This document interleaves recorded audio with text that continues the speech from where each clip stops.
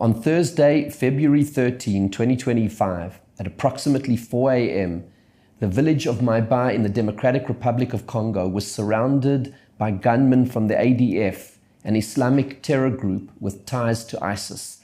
In two separate attacks that day, the terrorists came hunting for Christians in the village, abducting 70 people, men, women, children, and the elderly, and forcibly marching their terrified captives to another nearby village called Kasanga.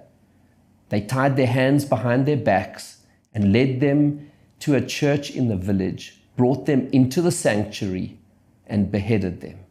How can this be?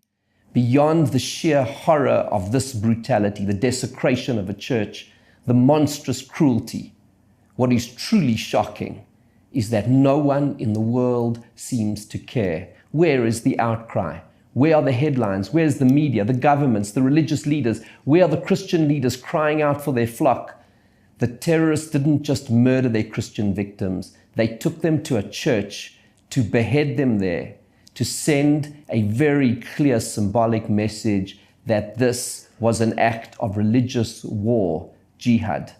This is not an isolated incident.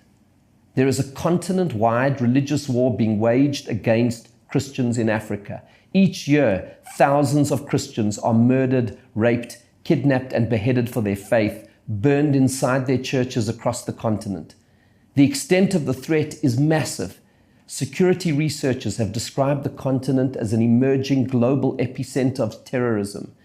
The European Union Institute for Security Studies has estimated that more than half of all conflict violence targeting civilians in Africa arises from Salafi jihadist terror groups.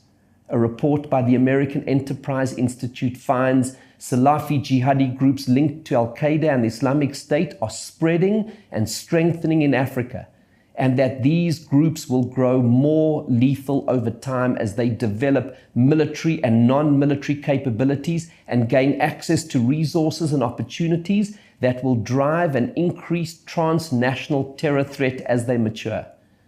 According to the development organization Aid to the Church in Need, across Africa, from sub-Saharan Africa to East Africa, there are at least a couple dozen terrorist organizations that have as their ambition to install caliphates in their territories. According to the Hudson Institute, the common denominator to the attacks against Christians in Africa is radical Islamist ideology, which infects individual Muslims, local mosques and villages, and coalesces into terrorist organizations